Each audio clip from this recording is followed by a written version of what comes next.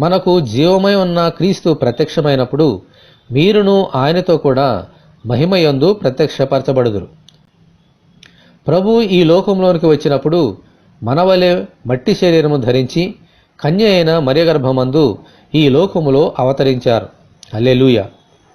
ఆ శరీరమును మన కొరకు శిలువ మీద సమర్పించి చనిపోయి సమాధి చేయబడ్డారు. అయితే ఆయన తిరిగి లేచినప్పుడు ఈ మట్టి శరీరమును విడిచిపెట్టి మహిమగల శరీరమును ధరించి పరలోకమునకు హెచ్చింపబడి దేవుని చేత మహిమపరచబడ్డారు. ఆమెన్.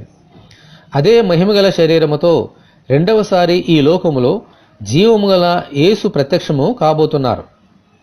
ఆయన యందు విశ్వాసముంచిన మనము కూడా ఆయన ప్రత్యక్షమైనప్పుడు ఈ మట్టి శరీరమును విడిచిపెట్టి ఆయన కృప ద్వారా మహిమగల శరీరముగా మార్పు నొంది ఆయన ఎదుట ప్రత్యక్షపరచబడతాం.